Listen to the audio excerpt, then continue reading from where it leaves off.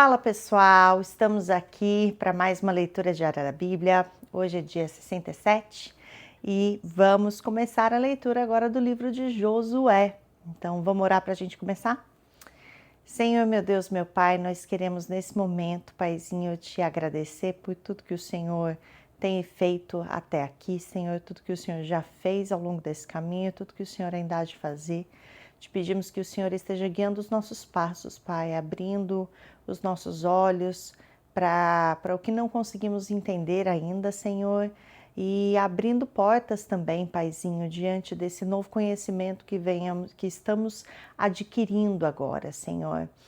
Nós cremos na Tua Palavra, cremos que a Tua Palavra nos diz que a fé vem pelo ouvir e ouvir da Palavra de Deus. Então estamos aqui buscando cada vez mais da Tua Palavra e te pedimos que o Senhor venha fortalecer a nossa fé, Deus. Venha torná-la mais forte, venha torná-la maior, mais resistente, mais convicta e que a nossa fé venha a ser aquela que não vai nos permitir abalar quando o mundo inteiro ao nosso redor estiver caindo, desmoronando, Senhor. Em nome de Jesus, que estejamos firmes na rocha, em Cristo e naquilo que a gente tem aprendido através da Bíblia, Pai. Em nome de Jesus. Amém.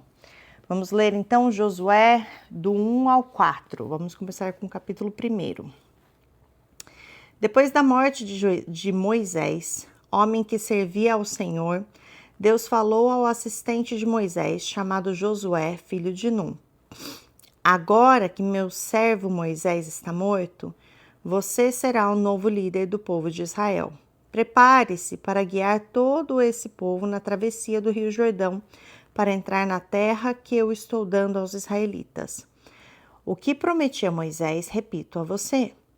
Todo lugar onde vocês pisarem, eu darei aos descendentes de Israel. Seu território se estenderá desde o deserto ao sul até as montanhas do Líbano ao norte, desde o mar Mediterrâneo a oeste até o rio Eufrates a leste, incluindo ainda toda a terra dos heteus.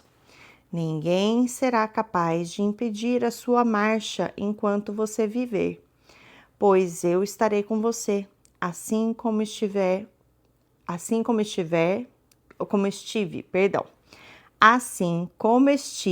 com Moisés. Não abandonarei, nem deixarei de ajudar você. Seja forte e corajoso. Você terá sucesso como líder do meu povo e vai conquistar a terra que prometi aos seus antepassados. É importante que você seja forte e valente e que tenha o cuidado de obedecer a todas as leis que Moisés ordenou.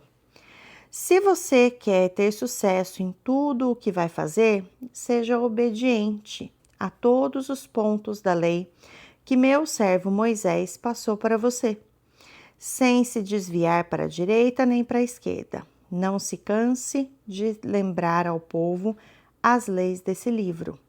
E você mesmo trate de meditar nelas todos os dias e todas as noites, para ter certeza de que está sendo obediente em tudo o que nele está escrito. Só assim você prosperará e terá sucesso. Digo e repito, seja forte e corajoso, nada de desânimo e não fique com medo. Lembre-se bem, o Senhor, o seu Deus, estará com você, esteja onde estiver. Então Josué deu as seguintes instruções aos oficiais de Israel. Passem pelo acampamento e digam ao povo que prepararem o suprimento e o equipamento. Daqui a 3 dias, vamos atravessar o Rio Jordão e conquistar a terra que o Senhor, o seu Deus, prometeu a nós.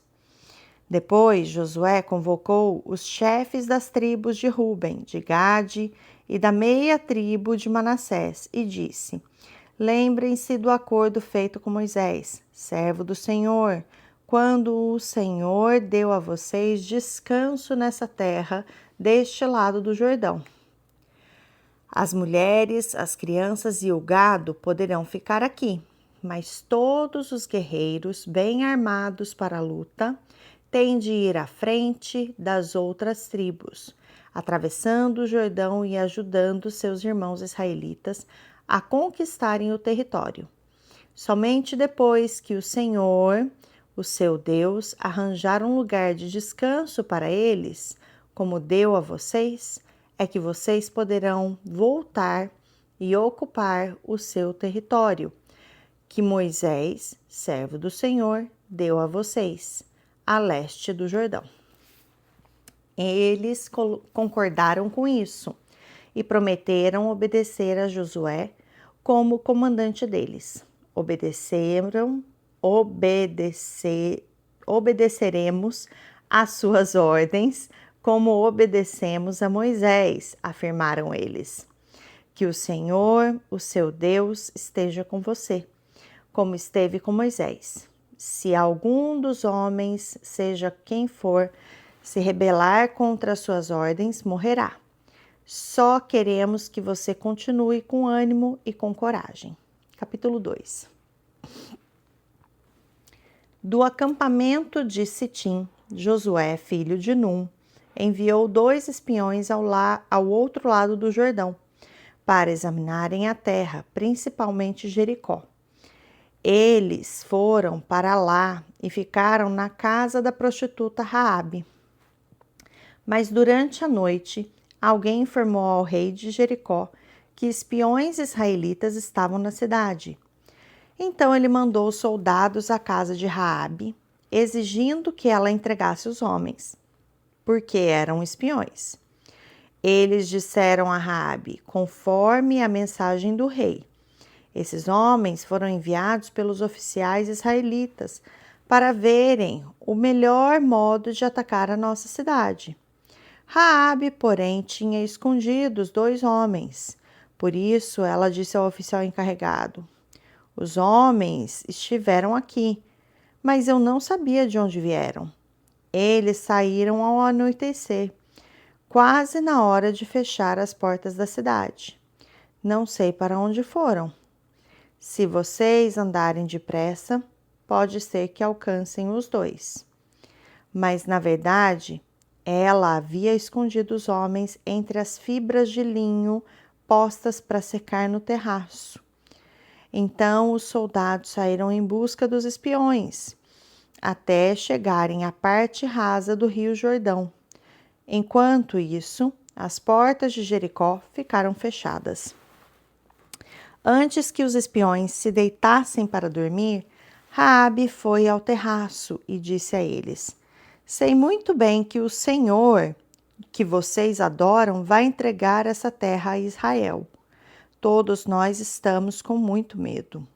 Todos os habitantes de Jericó estão apavorados, pois já chegou até aqui a notícia de como o Senhor abriu o caminho através do Mar Vermelho, quando vocês saíram do Egito. Sabemos também o que vocês fizeram a Seom e a Og, rei dos amorreus, no outro lado do Jordão, como devastaram as terras e destruíram aqueles povos. Não é de admirar que estejamos com tanto medo. Depois de ouvirmos essas notícias, ninguém mais teve coragem, pois o Senhor, o seu Deus, não é um Deus qualquer. Ele é o supremo Deus do céu e da terra. Agora só peço que jurem pelo Senhor que vão ter misericórdia da minha família como tive de vocês. E quando Jericó for atacada, vocês darão um sinal bem claro para proteger a vida de meu pai e da minha mãe, bem como o dos meus irmãos e irmãs, e tudo o que pertence a eles. Salvem as nossas vidas. Os homens concordaram. Se você não denunciar a nossa presença, tomaremos providências para que você e sua família não corram perigo. Prometeram eles. Damos a nossa palavra de que, arriscaremos a nossa vida para salvar vocês. Nós trataremos vocês com misericórdia e fidelidade, quando o Senhor nos der essa terra. A casa de Raabe fazia parte do muro da cidade, então ela arranjou uma corda, amarrou-a numa janela e os espiões desceram com a ajuda da corda. Fujam para as montanhas, disse ainda a mulher. Fiquem escondidos por lá uns 3 dias. Nesse meio tempo, os soldados que saíram à procura de vocês já estarão de volta. Então vocês poderão seguir o seu caminho tranquilos. Mas antes de sair, os homens tinham dito a Raabe: estaremos desobrigados do juramento que você nos levou a fazer, se esta corda de fios vermelhos, pela qual você nos ajudou a descer, não estiver pendendo dessa janela quando entrarmos nessa terra. E também se todos os seus parentes, pai, mãe, irmãos e toda a sua família não estiverem dentro desta casa. Não seremos responsáveis pela vida de ninguém que sair da casa. Nesse caso, não teremos culpa. Mas juramos pela nossa vida: quem estiver dentro dessa casa não será morto nem ferido. Contudo, se você denunciar essa nossa missão, não teremos obrigação de cumprir o que prometemos. Assim seja, respondeu Raabe. Ela os despediu e eles partiram. E ela deixou amarrada a corda vermelha na janela. Os espiões foram para montanhas e ficaram lá 3 dias. Enquanto isso, os perseguidores desistiram da busca depois de procurarem os espiões por todo o caminho, sem os acharem, e voltaram para Jericó. Então os 2 espiões desceram a montanha em que estavam escondidos, atravessaram o rio e contaram a Josué, filho de Num, tudo o que tinha acontecido. E disseram a Josué: com toda certeza, o Senhor vai entregar a terra toda em nossas mãos. Todos os seus moradores estão com muito medo de nós. Capítulo 3. No dia seguinte, bem cedo, Josué e todo o seu povo, todo o povo de Israel, levantaram o acampamento de Sitim e partiram para o Jordão. Chegaram às margens do rio e acamparam ali antes de atravessar o rio. 3 dias depois, os oficiais andaram pelo acampamento, dando ao povo as seguintes instruções: quando virem a arca da aliança do Senhor, o seu Deus, sendo levada pelos sacerdotes levitas, vão atrás deles. Mas é necessário que vocês fiquem cerca de 90 metros atrás da arca. Cuidado, não cheguem perto dela. Vocês nunca estiveram no lugar para onde vamos, por isso eles vão na frente como guias. Então Josué disse ao povo: purifiquem-se, pois amanhã o Senhor vai fazer maravilhas no meio de vocês. Também deu ordens aos sacerdotes: peguem a arca da aliança e atravessem o rio diante de nós. Eles obedeceram. Disse o Senhor a Josué: hoje vou começar a honrar você na presença de todos. Vou fazer isso para que todo Israel fique sabendo que eu estou com você, assim como estive com Moisés. Diga aos sacerdotes que estão levando a arca da aliança: quando chegarem às margens do rio Jordão, parem. Depois Josué convocou o povo e disse: venham todos ouvir o que o Senhor, o seu Deus, disse. Hoje vocês vão ver que o Deus vivo está no meio de nós e que ele vai expulsar de diante de vocês todos os povos que estão morando nessa terra: os cananeus, os heteus, os heveus, os fariseus, os girgazeus, os amorreus e os jebuseus. Vejam a arca da aliança do Deus vivo.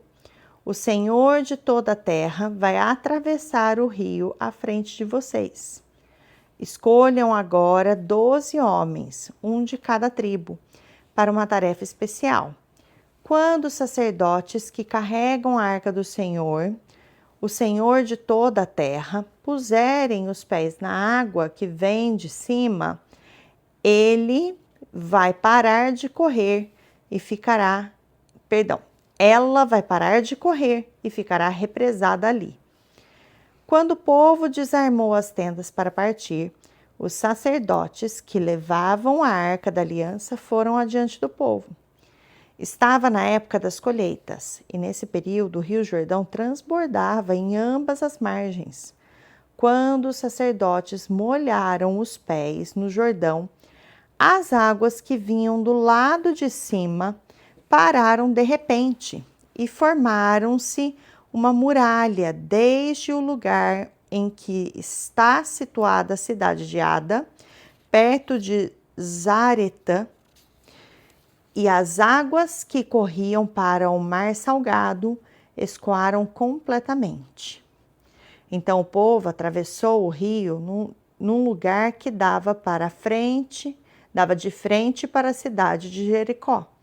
Mas os sacerdotes que levavam a arca da aliança do Senhor ficaram parados no meio do rio Jordão. E todo o povo de Israel passou por eles e atravessou o rio sem molhar os pés.